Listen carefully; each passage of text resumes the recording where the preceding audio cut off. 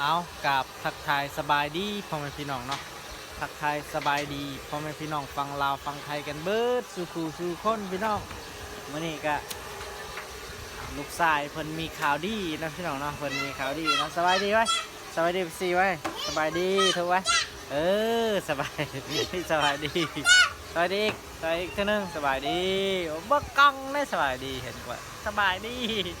โอ้สบายดีไหมดูสบายดีไหมสบายจังครับให้พักกินสบายดีสบายดีไหมสบายดีนอนบนดูมันนอนแล้วสบายดีสบายดีสบายดีสบายดีไหมเอาพี่น้องน้องมันนี่กาสิได้ปิดห้านแล้วนะเนาะพี่น้องอ่ะสบายดีดูสบายดีนอนดูนอบทุดูทุบังดูทุโอ้ย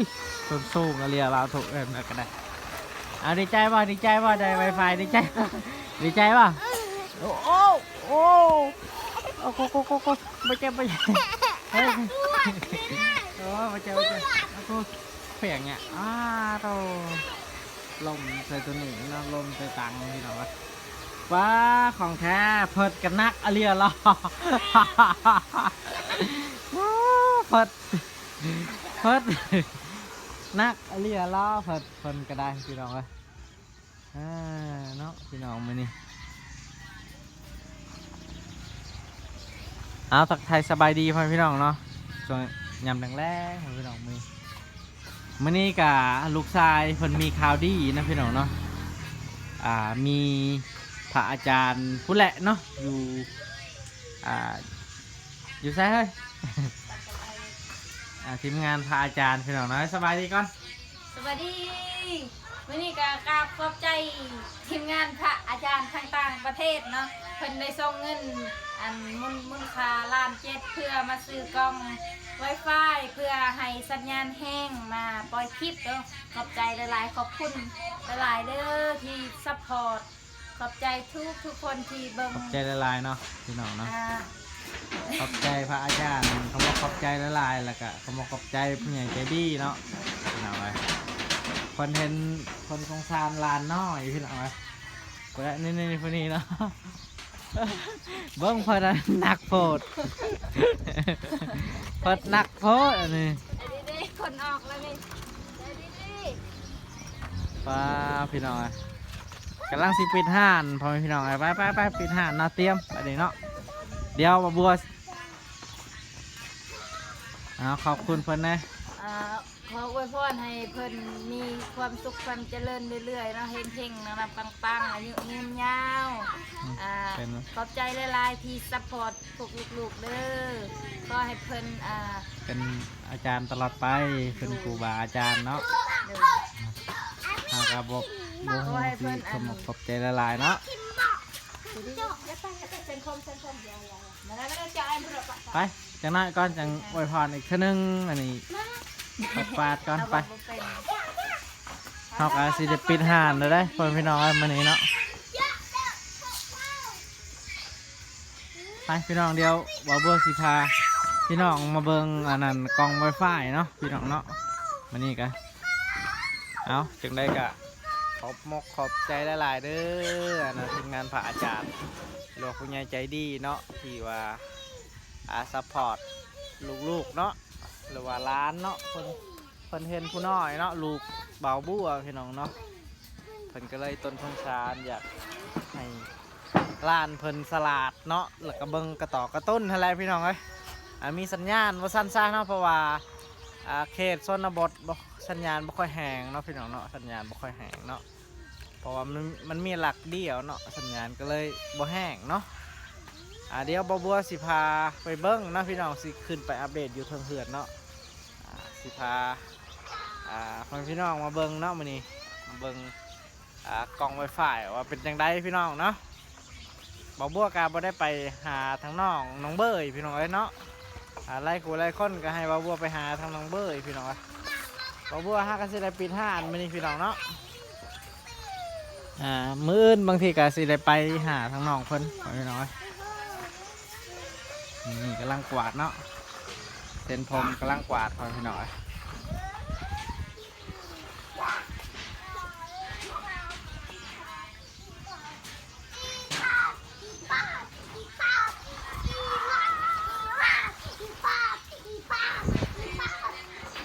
รอชมรอลุ้นนำกันพี่น้องเนาะไปเบิ่งอันน่ะกองไวไฟกันเลยเนาะโอเคทุ ถูเด้อจ้าน้องไว้ถูไว้ เซตตลอดเนาะโอเคพี่น้องเนาะตอนนี้เฮาก็สิมาทายยัง บอกไวไฟ บอกนี่เนาะพี่น้องเนาะตัวนี้ป่ะนี่บอก Wi-Fi นะพี่น้องเนาะ เสื่อมจากจะเป็น เชื่อมใส่จอแบนโทรทัศน์เนาะโทรทัศน์ป่ะ ตัวนี้ ย่างก็ได้ใช้คอมก็ได้พี่น้อง โทษใครจะลุก นี่นะพี่น้องเนาะนี่ไปไหมเปิด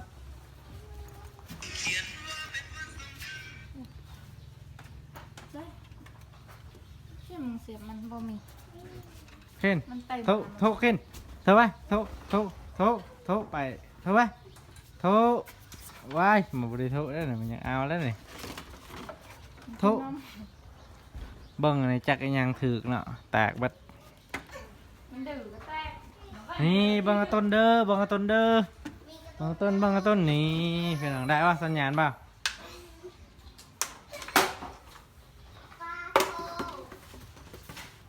จะจุเด้อ จะจุก มีแมวเอากูวนเดินไปเขียนก่อน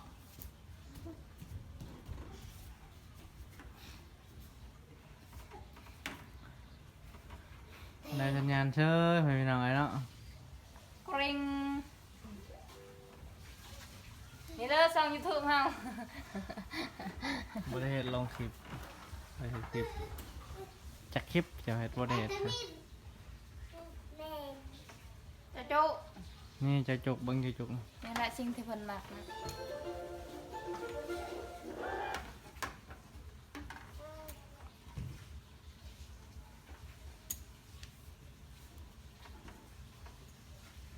ดูไปสิละ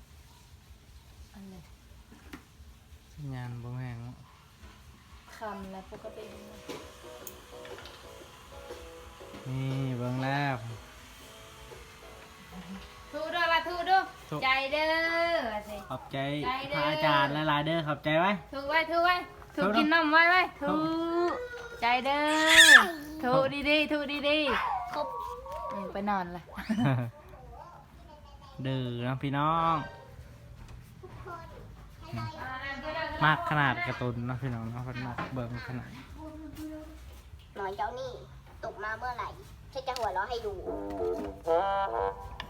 นี่กล่อง Wi-Fi ได้ เนาะ เด้อ เปิดมากล่องมากล่อง Wi-Fi เนาะใส่ดีเนาะกล่อง Wi-Fi ต้องได้เสียบใส่ไฟฟ้าตลอดเลยพี่น้อง ใส่นี่ละสัญญาณแห้งนะคันสันปกติสำเนียงเบิ่งบ่ได้แหละคันเสื่อมจากโทรศัพท์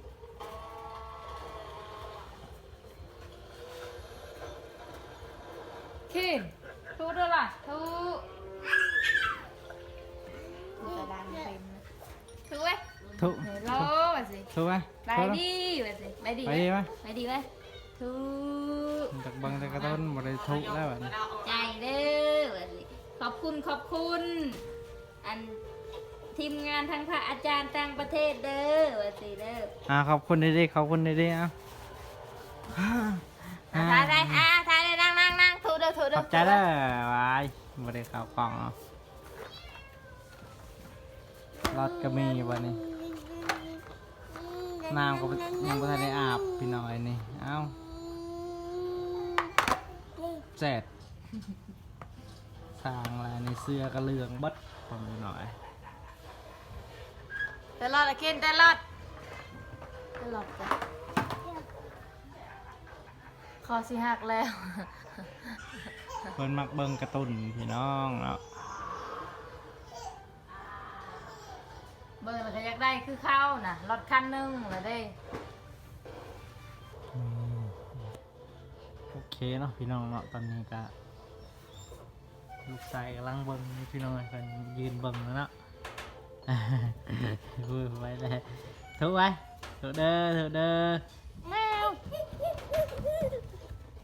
ถูกกำลังเบิ่งการ์ตูนเนาะพี่น้องเนาะ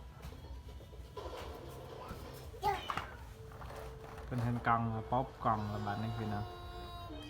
ถูกขึ้นถูกไว้พาขึ้น ทุแบบนั้นมาเขาทุป่ะเฮ้ย